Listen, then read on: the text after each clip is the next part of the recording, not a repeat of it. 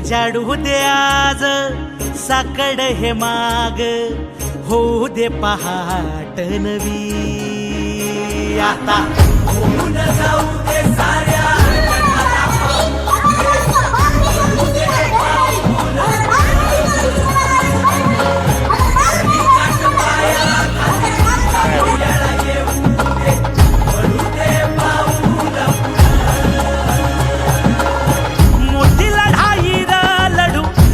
साठी र गड्या मनगटाच जोर लावून,